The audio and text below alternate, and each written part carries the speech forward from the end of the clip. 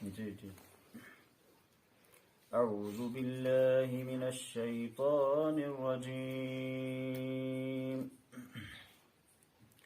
بسم اللہ الرحمن الرحیم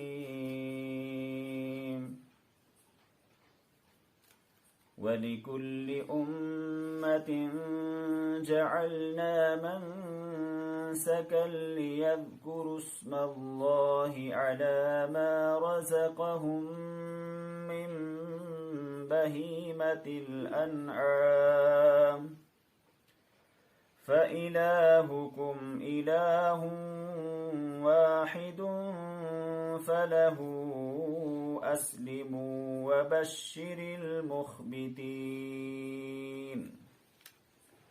الَّذِينَ إِذَا ذُكِرَ اللَّهُ وَجِلَتْ قُلُوبُهُمْ وَالصَّابِرِينَ عَلَى مَا أَصَابَهُمْ وَالْمُقِيمِ الصَّلَاةِ وَمِمَّا رَزَقْنَاهُمْ يُنْفِقُونَ وَالْبُدْنَ جَعَلْنَاهَا لَكُمْ مِنْ شَعَائِرِ اللَّهِ لَكُمْ فِيهَا خَيْرٌ فاذكروا اسم الله عليها صواف فإذا وجبت جنوبها فكلوا منها وأطعموا القانع والمعتر كذلك سخرناها لكم لعلكم تشكرون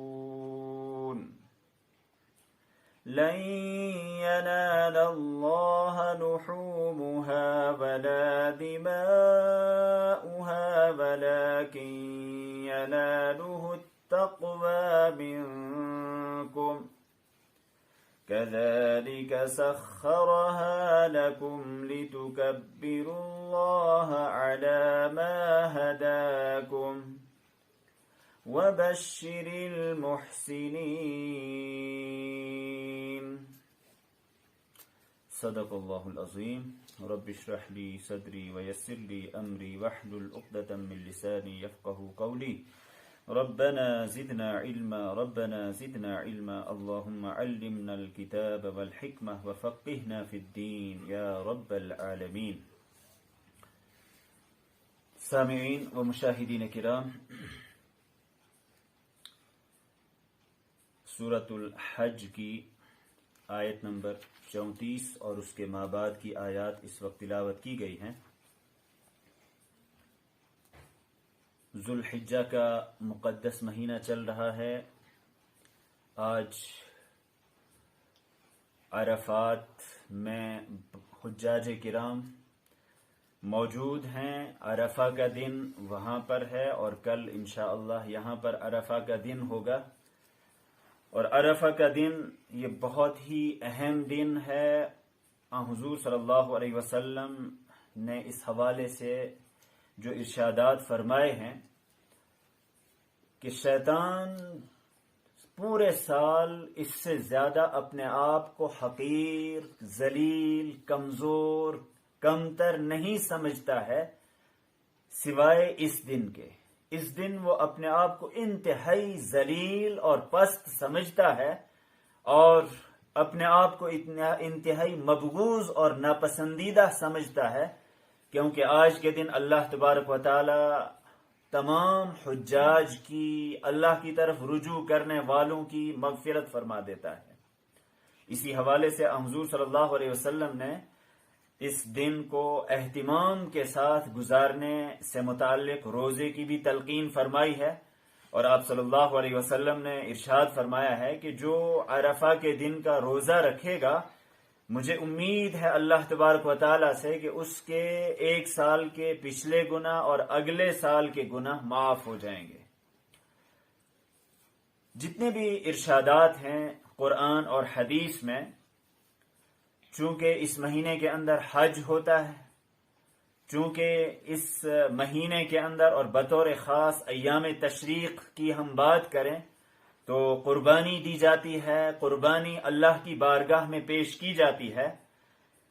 اسلام میں قربانی کا جو تصور ہے، اس حوالے سے اگر انسان صرف ظاہری چیزوں کو دیکھے اور قربانی کی حقیقی روح مفقود ہو جائے اور قربانی کے حوالے سے اس کے ذہن و دماغ میں وہ بات نہ رہے جو اصلاً اللہ تبارک و تعالیٰ کو مقصود ہے، تو پھر اس قربانی کی کوئی حیثیت نہیں۔ قرآن پاک کی جو آیات ہمارے سامنے ہیں اور اس سے پہلے جو سلسلہ کلام تھا، ان آیات میں اللہ تبارک و تعالیٰ نے حج اور قربانی کی حقیقی روح کو بیان کیا ہے، اور حج کو، قربانی کو اور توحید کو، اللہ کے دین کو ایک ساتھ بیان کیا ہے۔ حج کو اور قربانی کو شعائر اللہ قرار دیا گیا ہے، اور اس حوالے سے اللہ تبارک و تعالیٰ نے جو بات ارشاد فرمائی کہ فَاجْتَنِبُوا الرِّجْسَ مِنَ الْأَوْثَانِ وَاجْتَنِبُوا قَوْلَ الزُّورِ حُنَفَاءَ لِلَّهِ غَيْرَ مُشْرِكِينَ بِهِ، کہ رجس جو بھی شرک کی چیزیں ہیں ان سے اپنے آپ کو مجتنب رکھیے، دور رکھیے، اور ہر قسم کے جھوٹی بات سے، جھوٹے قول سے اپنے آپ کو دور رکھیے۔ حنفاء للہ، اللہ کے لیے یکسو ہو جائیے، اللہ کی طرف اپنے آپ کو مکمل طور پر اس اعتبار سے یکسو کر لیا جائے کہ اس کے ساتھ کسی چیز کو شریک نہ ٹھہرایا جائے۔ اس حوالے سے اللہ تبارک و تعالیٰ نے حج کا بھی یہی فلسفہ بیان کیا ہے، قربانی کا بھی یہی فلسفہ بیان کیا ہے کہ انسان توحید حقیقی کو اختیار کرے اور شرک کی ہر آمیزش سے اپنے آپ کو دور رکھے، اور شرک کی خطرناکی کو، اس کی ہولناکی کو قرآن پاک نے بیان کیا ہے، اور جا بجا اس چیز کو بہت ہی ہولناک انداز سے بیان کیا ہے۔ یہاں جو آیات ہمارے سامنے ہیں، اللہ تبارک و تعالیٰ ایک مشرک کی مثال اس اعتبار سے بیان فرماتا ہے کہ جو اللہ کے ساتھ کسی چیز کو شریک ٹھہرائے گا، گویا کہ وہ آسمان سے گر گیا، وہ بہت ہی نیچوں نیچ پہنچ گیا، اور پرندے اس کو اچک لیں یا اس کو ہوائیں اڑا کر لے جائیں اور دور دراز علاقے میں اس کو پہنچا دیں۔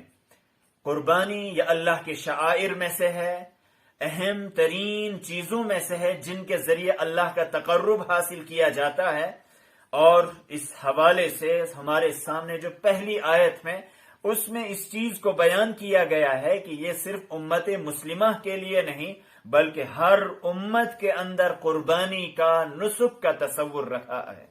وَلِكُلِّ أُمَّةٍ جَعَلْنَا مَنْسَكًا، ہر امت کے لیے ہم نے منسک کو، قربانی کو متعین کیا ہے۔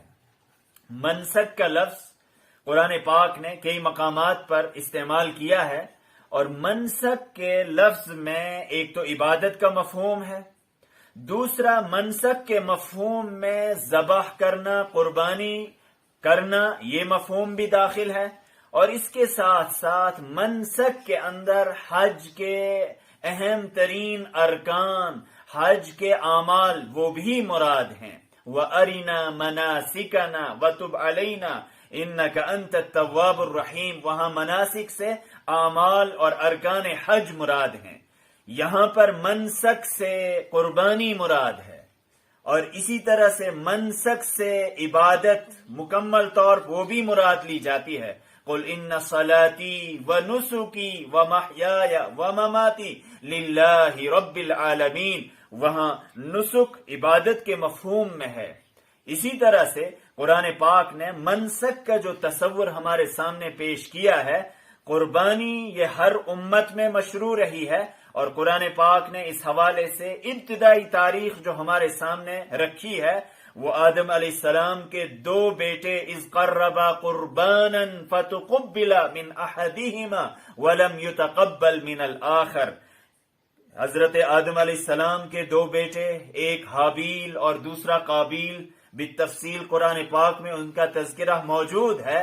حابیل ایک صالح تھا، نیک تھا، اچھا تھا، وہ عاجزی اور انکساری کا پیکر تھا. اس کے بالمقابل قابیل وہ حسد کرنے والا تھا، جلنے والا تھا اور اس کے ساتھ ساتھ نافرمانی کرنے والا تھا.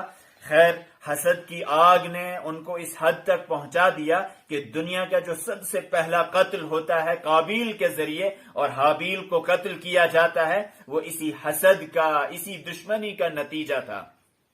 اذ قربا قربانا، ابتدائی تاریخ دونوں نے ایک قربانی پیش کی، ایک ایسی چیز پیش کی جس کے ذریعے اللہ تبارک و تعالیٰ کا تقرب مقصود تھا. فتقبل من احدہما، ایک سے اس کو قبول کیا گیا اور دوسرے سے اس کو قبول نہیں کیا گیا.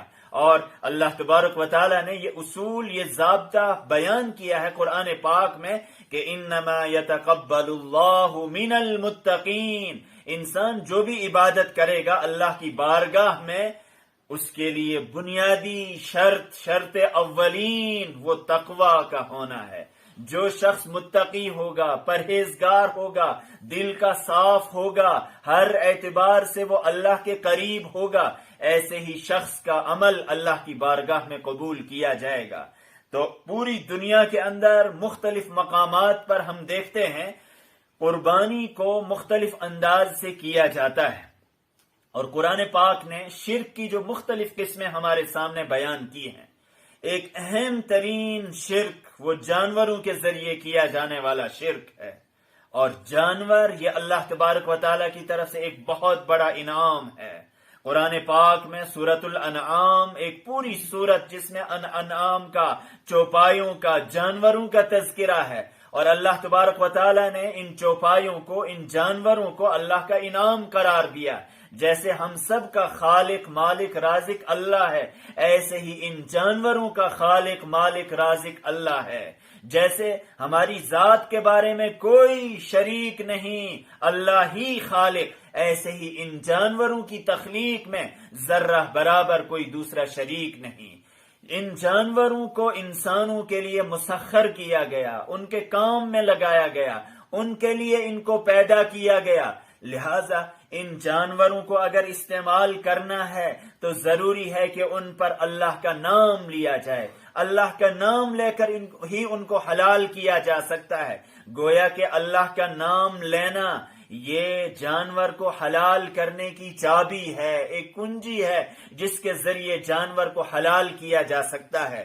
لیکن اگر جانور کو اللہ کا نام نہ لے کر حلال نہ کیا جائے بلکہ غیر اللہ کے نام پر ذبح کیا جائے اور کسی کا نام لیا جائے، یا ذبح جو اسلامی طریقے سے کیا جاتا ہے اس طریقے سے ذبیحہ نہ کیا جائے، تو نتیجہ یہ ہوگا کہ وہ حرام ہو جائے گا. اس کا استعمال کرنا کسی ایمان والے کے لیے جائز اور درست نہیں. وہ ویسے ہی حرام جیسے خنزیر حرام ہے، وہ جانور حرام ہیں جن کو اللہ تبارک و تعالیٰ نے انسانوں کے لیے حرام کیا ہے.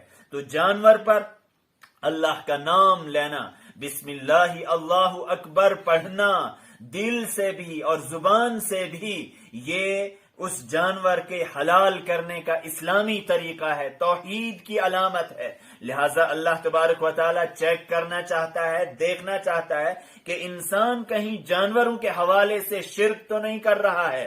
اور مشرکین مکہ کے ہاں بہت سا شرک پایا جاتا تھا، وہ جانوروں کے حوالے سے شرک کیا کرتے تھے. وہ کہا کرتے تھے جس جانور نے 9 بچے دے دیے، 7 بچے دے دیے، اب اس کا دودھ استعمال کرنا جائز نہیں، اس کو سانڈ کی طرح چھوڑ دیا جاتا تھا، آوارہ چھوڑ دیا جاتا تھا. اسی طرح سے بہت سے جانوروں کے بارے میں انہوں نے توہمات اختیار کر رکھے تھے. کسی کو ہل جوتنے میں استعمال کرنا جائز نہیں سمجھتے تھے، کسی کا دودھ استعمال کرنا جائز نہیں سمجھتے تھے، کسی کا گھی استعمال کرنا جائز نہیں سمجھتے تھے.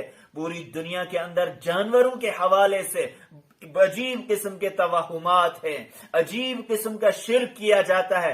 اللہ تبارک و تعالی انسانوں کو توحید کی طرف لانا چاہتا ہے، لہذا جانوروں کے بارے میں ہر قسم کے شرک سے انسان دور ہو جائے، اپنے آپ کو دور کر لے. اس کے لیے اللہ تبارک و تعالی نے قربانی بھی متعین کی ہے. اگرچہ ابراہیم علیہ السلام کی سنت کا ایک پہلو اس کے اندر پایا جاتا ہے کہ ابراہیم علیہ السلام کے ذریعے اس قربانی کی یادگار کو اب تا قیام قیامت متعین کیا گیا، لیکن قرآن پاک کی آیات بتاتی ہیں کہ اس نسک کو، اس قربانی کو اس لیے بھی متعین کیا گیا لِيَذْكُرُوا اسْمَ اللَّهِ عَلَى مَا رَزَقَهُمْ مِنْ بَهِيمَةِ الْأَنْعَامِ، تاکہ وہ اللہ کا نام لیں، اللہ کا ذکر کریں، عَلَى مَا رَزَقَهُمْ، ان جانوروں پر جو ان کو عطا کیے گئے ہیں۔ بہیمت الانعام چوپایوں کے لیے استعمال کیا جاتا ہے، جانوروں کے لیے استعمال کیا جاتا ہے۔ ابہام مبہم ہوتا ہے کوئی چیز صاف نہ ہونا، واضح نہ ہونا، جیسے کسی کی بات مجمل ہو، غیر واضح ہو، اس کو عربی میں مبہم کہتے ہیں۔ چونکہ جانور وہ اپنی آواز کو، اپنی بات کو صاف طریقے سے لوگوں تک پہنچا نہیں پاتے ہیں، اس لیے ان کو بہیمہ کہا جاتا ہے۔ اور انعام چوپایوں کو جن کے 4 پیر ہوا کرتے ہیں، بہیمت الانعام یہ قربانی کے جانور ہیں جن کی 3 قسمیں بنیادی طور پر ہیں۔ انعام میں تو بہت سے چوپائے ہیں، ان کو 8 ازواج قرآن پاک نے کہا ہے، یہ 8 جوڑے ہیں، 8 قسم کے جانور ہیں، ایک اونٹ اور اونٹنی کی قبیل کی چیزیں، اور اسی طریقے سے دوسری چیز جو ہے وہ گائے، بھینس، بیل، اس قبیل کی چیزیں، یہ کیٹیگری ہے، اور تیسری کیٹیگری ہے بھیڑ کی اور اس کے قبیل کی چیزیں، اور چوتھی چیز بکری اور اس کے قبیل کی چیزیں۔ قربانی کے حوالے سے 3 کیٹیگریز ہمارے سامنے بیان کی جاتی ہیں اور وہ مشروع ہیں۔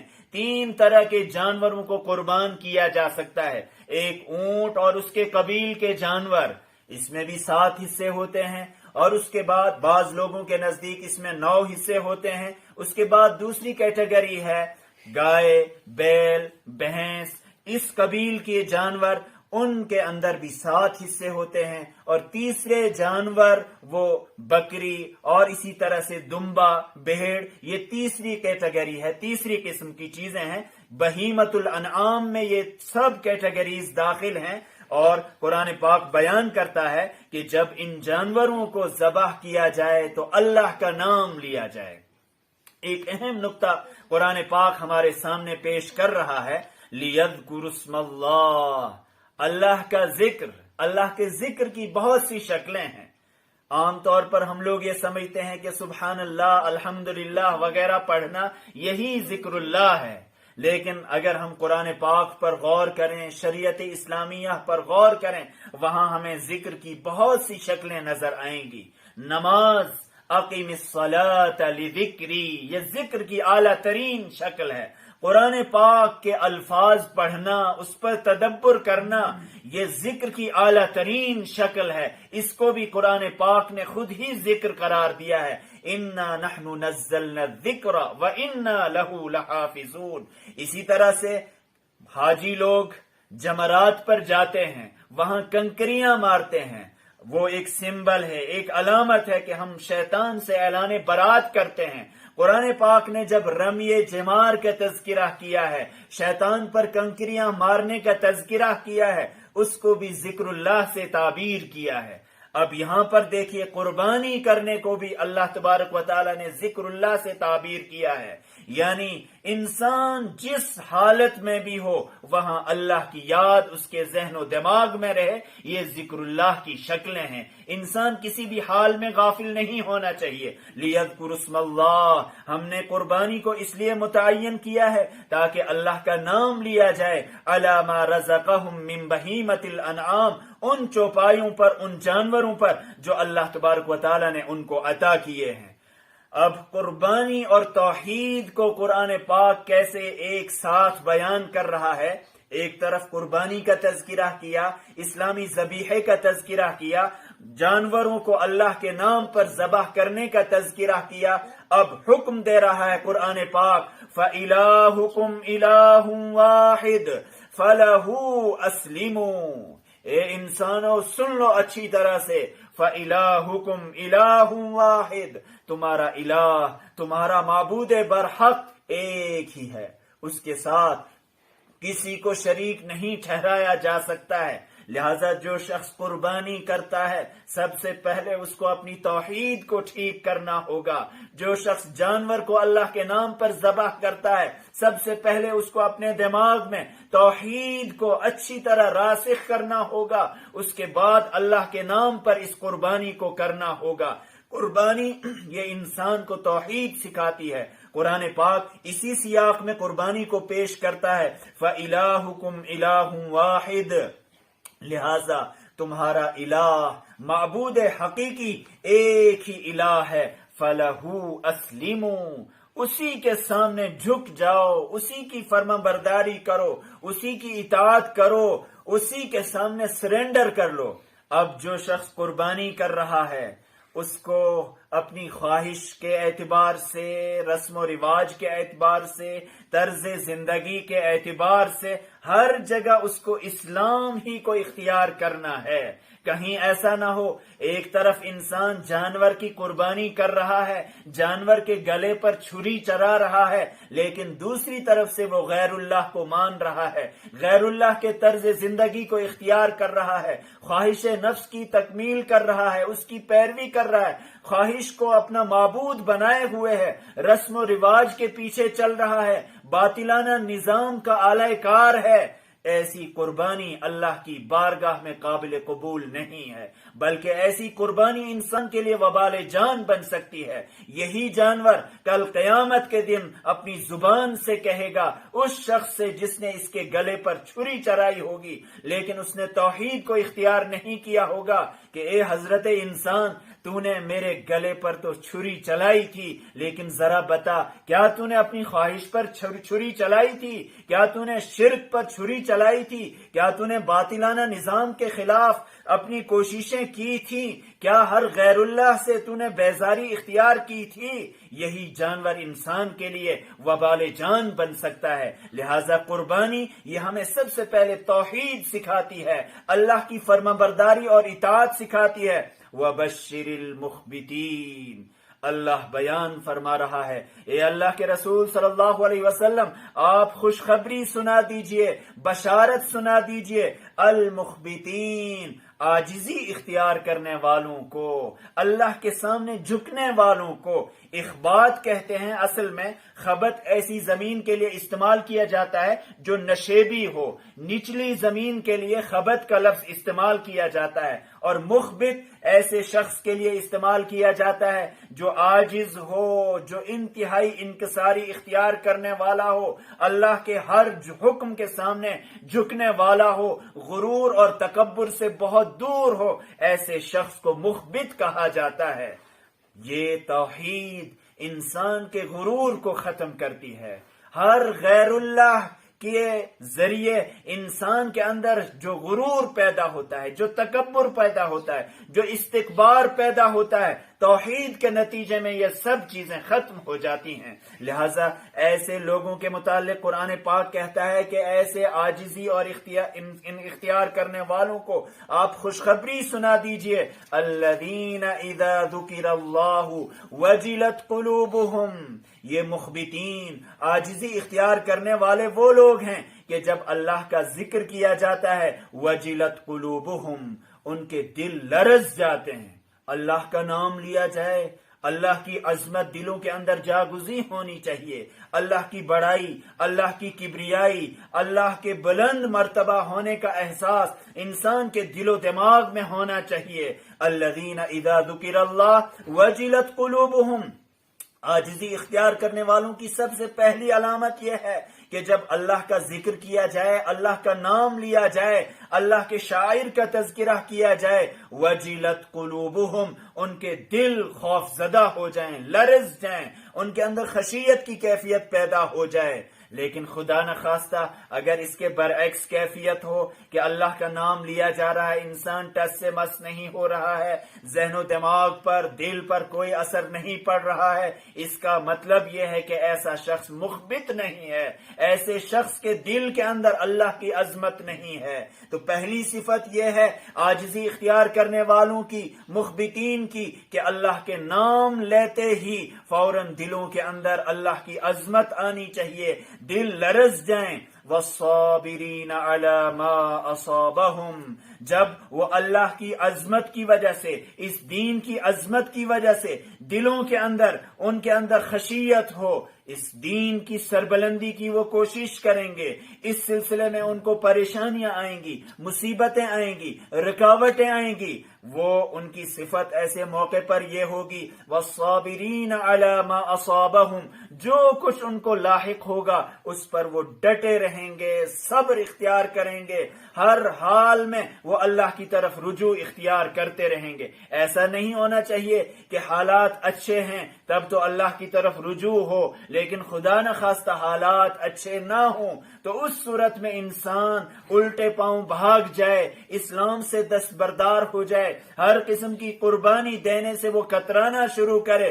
یہ اللہ کے بندوں کی صفت نہیں. وَالصَّابِرِينَ عَلَى مَا أَصَابَهُمْ، وہ صبر کرنے والے ہیں عَلَى مَا أَصَابَهُمْ، ان تمام چیزوں پر، ان تمام مصیبتوں پر، پریشانیوں پر جو بھی ان کو لاحق ہوتی ہیں.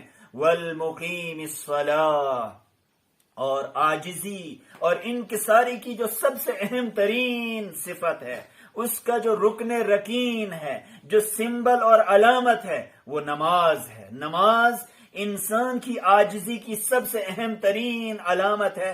اس لیے ایسے لوگوں کی صفت یہ ہے والمقیم الصلاۃ، وہ نماز کو قائم کرنے والے ہوتے ہیں. جب بھی اللہ کی طرف بلانے والا وہ بلا رہا ہوتا ہے، حی علی الصلاۃ کی صدا لگائی جاتی ہے اور یہ نماز کی طرف آنے والے بن جاتے ہیں، اور پھر نماز کو تمام کے تمام آداب کے ساتھ، خشوع اور خضوع کے ساتھ یہ ادا کرتے ہیں. یہ عاجزی اور انکساری کی سب سے اہم ترین علامت ہے. وَمِمَّا رَزَقْنَاهُمْ يُنْفِقُونَ، اور جو کچھ ہم نے ان کو عطا کیا ہے اس میں سے یہ خرچ کرتے رہتے ہیں، انفاق کرتے رہتے ہیں.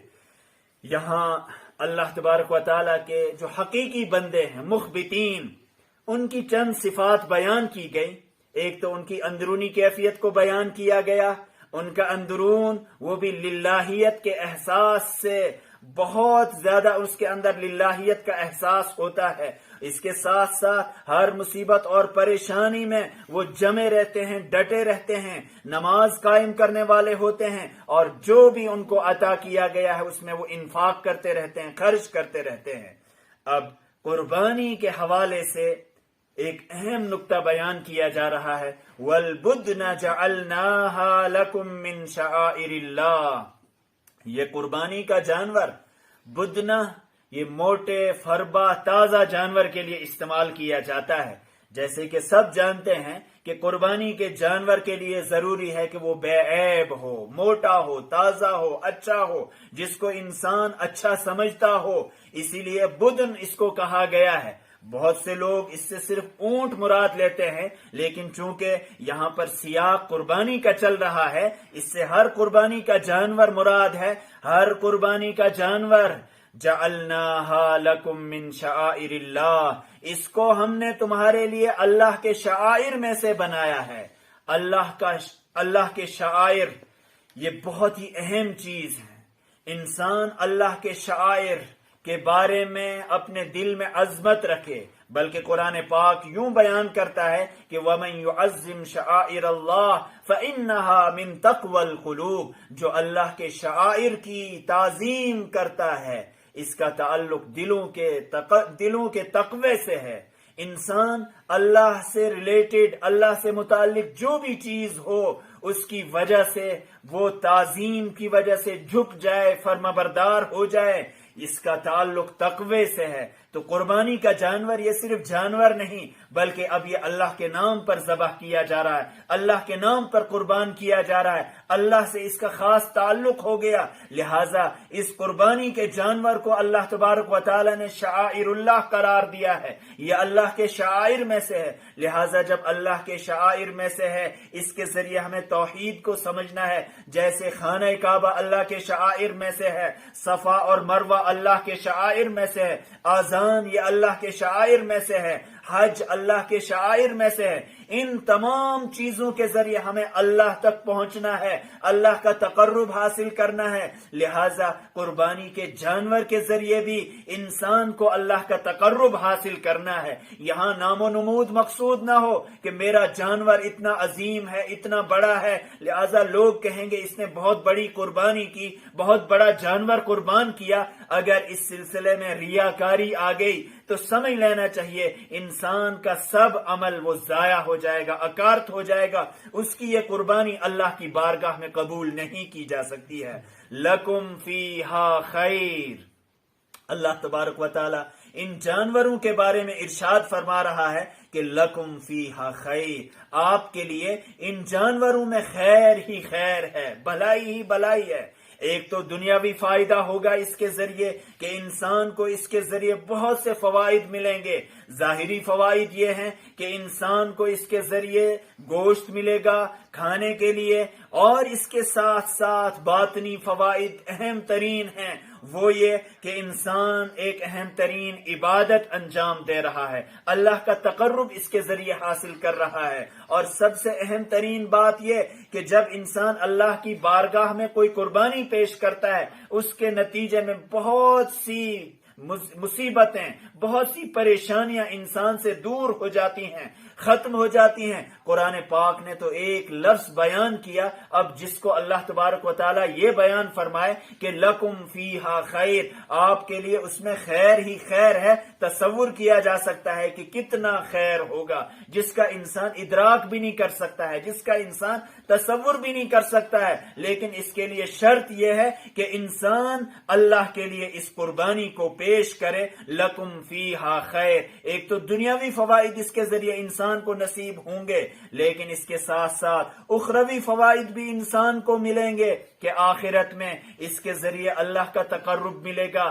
ثواب ملے گا, اور وہ چیزیں ملیں گی جن کا انسان نے تصور نہیں کیا ہوگا. لکم فیہا خیر, اس تصور کے ساتھ قربانی کی جانی چاہیے کہ اس میں ہمارے لیے خیر ہی خیر ہے. پھر شیطانی وساوس نہیں آنے چاہیے کہ اب تو یہ کرنا چاہیے, قربانی نہ کر کے اور کوئی عمل کیا جانا چاہیے. جیسے کہ آج کل کے جدت پسند لوگ کہتے ہیں کہ کوئی مسئلہ نہیں, آپ قربانی نہ کیجئے, اس میں گوشت ضائع ہوتا ہے, اس میں بہت سے نقصانات ہوتے ہیں, آپ قربانی کے بجائے صدقہ کیجئے, آپ اور کچھ رفاہی کام کیجئے. جی ہاں, رفاہی کام کیجئے, بڑے شوق سے کیجئے, وہ ایک مستقل عبادت ہے, لیکن قربانی ایک مستقل عبادت ہے. یہ ایسے ہی ہوا کہ آپ یہ کہیں روزہ رکھنے کی کوئی ضرورت نہیں, روزے کی جگہ بھی آپ نماز ہی پڑھتے رہیے. روزہ وہ ایک مستقل عبادت ہے, نماز ایک مستقل عبادت ہے. یہ دونوں عبادتیں ایک دوسرے کا عوض نہیں ہو سکتی ہیں. اسی طریقے سے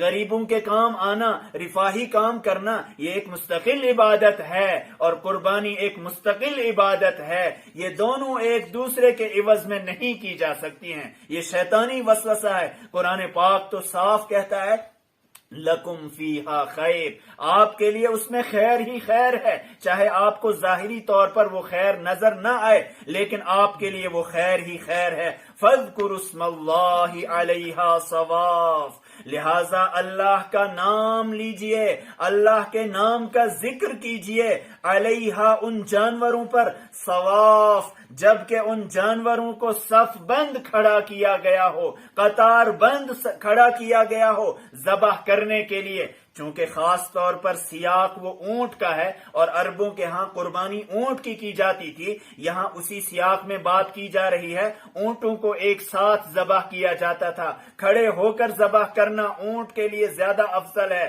اس کے گلے میں, اس کے حلقوم میں کھڑے ہو کر نیزہ مارا جائے, چھری ماری جائے, اس طریقے سے اس کو نہر کیا جاتا ہے.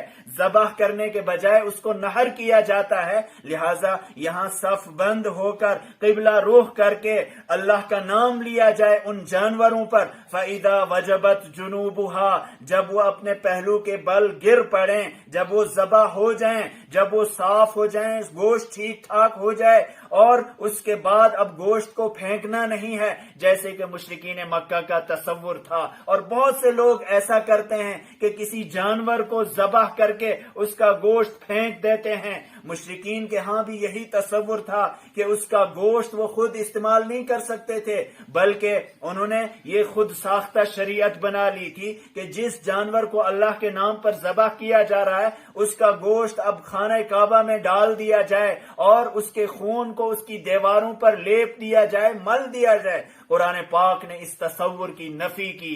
آپ نے قربانی کی ہے، اللہ کو اس کے گوشت کی قطعاً ضرورت نہیں۔ فَكُلُوا مِنْهَا، اس میں سے آپ کھائیے۔ وَأَطْعِمُوا الْقَانِعَ وَالْمُعْتَرَّ، یہ طیب ہے، پاک ہے، اچھا گوشت ہے، اس میں سے کھایا جانا چاہیے، انسان کو کھانا چاہیے۔ لیکن اگر اس کے پاس گنجائش ہے، مزید گوشت ہے، تو وہ گوشت اس جانور کا نہ کھا کر مکمل طور پر غریبوں میں بھی تقسیم کر سکتا ہے، اس کی بھی گنجائش ہے۔ قرآن پاک دونوں گنجائشوں کو یہاں بیان کر رہا ہے۔ فَكُلُوا مِنْهَا، اس میں سے آپ کھائیے، وَأَطْعِمُوا، اور کھلائیے، الْقَانِعَ وَالْمُعْتَرَّ۔ دو قسم کے سائلین کا قرآن پاک نے تذکرہ کیا ہے۔ جو مانگنے والے ہیں، جو ضرورت مند ہیں، وہ دو طرح کے ہو سکتے ہیں۔ ایک تو قناعت پسند غریب لوگ جو مانگنے کے لیے آپ کے پاس نہیں آئیں گے، وہ شرم کی وجہ سے، اپنی خودداری کی وجہ سے گھروں میں ہوں گے، اور قرآن پاک ایسے لوگوں کی تعریف کرتے ہوئے تذکرہ ان کا پہلے کر رہا ہے۔ ان کا حق سب سے پہلے ہے۔ القانع، جو قناعت پسند سائل ہیں، ان کو بھی کھلائیے، ان تک بھی گوشت پہنچائیے۔ قرآن پاک نے دوسری جگہ ان کا تذکرہ یوں کیا ہے، لا يسألون الناس الحافا، وہ اصرار کے ساتھ لوگوں سے نہیں مانگتے ہیں، وہ لوگوں کے سامنے دستے سوال دراز نہیں کرتے ہیں۔ تو قناعت پسند سائلین کو بھی کھلائیے، والمعتر، اور آپ کے سامنے ہاتھ پھیلانے والا سائل، اس کو بھی کھلائیے۔ دونوں قسم کے سائلین کو قربانی کا گوشت کھلائیے۔ اس آیت سے ایک اہم ترین حکم یہ معلوم ہوا کہ انسان اس قربانی کے گوشت کو خود بھی استعمال کر سکتا ہے، اور اس کے ساتھ ساتھ انسان اس کو مستحقین تک بھی پہنچا سکتا ہے۔ اور افضل طریقہ یہ ہے، بہتر یہ ہے کہ قربانی کو 3 حصوں میں تقسیم کیا جائے، ایک اپنے لیے رکھا جائے، ایک اعزاء اور اقارب کے لیے طے کیا جائے، اور تیسرا حصہ مستحقین کے لیے صرف کیا جائے۔ لیکن اگر کوئی شخص پورا گوشت خود ہی کھا لیتا ہے، کوئی گناہ نہیں ہوگا، کھا سکتا ہے، اس کی مکمل طور پر گنجائش ہے، لیکن افضل تو یہی ہے کہ مستحقین کو بھی دیا جائے۔ اسی طرح سے اگر کوئی شخص مکمل سب کا سب گوشت وہ مستحقین میں تقسیم کر دیتا ہے، خود اس میں سے کچھ استعمال نہیں کرتا ہے، اس کی بھی مکمل گنجائش ہے۔ كَذَلِكَ سَخَّرْنَاهَا لَكُمْ لَعَلَّكُمْ تَشْكُرُونَ۔ اب ایک اہم ترین نقطے کو قرآن پاک بیان کر رہا ہے۔ جانور کو ذبح کرنا، اونٹ جیسا دیو ہیکل جانور، یہ آپ کے قابو میں آ جاتا ہے۔ گائے، بیل اور کوئی بھی جانور، ایک چھوٹا سا بچہ جا کر اس کا دودھ دوہتا ہے، ایک چھوٹا سا بچہ اس کو رسی سے پکڑ کر ہانک کر لے جاتا ہے، اس کو آپ چاہتے ہیں کھیتی باڑی میں استعمال کرتے ہیں، اس کو چاہتے ہیں آپ مال برداری کے لیے استعمال کرتے ہیں۔ یہ بہت بڑا انعام ہے۔ جانور اللہ کا ایک اہم ترین انعام ہے، ان کو اللہ تبارک و تعالیٰ نے انسان کے لیے مسخر کیا ہے، کام میں لگا دیا ہے، لہٰذا اس نعمت کو کبھی بھولنا نہیں چاہیے۔ قرآن پاک بیان کر رہا ہے، كَذَلِكَ سَخَّرْنَاهَا لَكُمْ، اس طرح سے ہم نے ان جانوروں کو تمہارے لیے مسخر کیا ہے، تمہارے کنٹرول میں دے دیا ہے، لَعَلَّكُمْ تَشْكُرُونَ، تاکہ آپ شکر گزار بندے بن کر رہو۔ لہذا شکر کا تقاضا یہ ہے کہ انسان ان جانوروں کے بارے میں شرک کا ارتکاب نہ کرے۔ شکر کا تقاضا یہ ہے کہ جانوروں میں سے کچھ جانوروں کو مستحقین کے لیے وقف کیا جائے۔ شکر کا تقاضا یہ ہے کہ ہر وقت انسان ان جانوروں کی طرح عاجزی اور انکساری اختیار کرے، اللہ کے سامنے جھکتا رہے۔ اس شکر کا تقاضا یہ ہے کہ اللہ تبارک و تعالیٰ نے جس شخص پر قربانی کو واجب کیا ہے وہ ضرور بھی ضرور قربانی کرے۔ صرف زبان سے شکر نہیں ادا کیا جاتا ہے، بلکہ عمل کے ذریعے بھی شکر ادا کیا جانا چاہیے۔ اللہ تعالیٰ نے ان جانوروں کو انسان کے لیے مسخر کیا ہے، لعلکم تشکرون، تاکہ آپ شکر گزار بندے بن کر رہو۔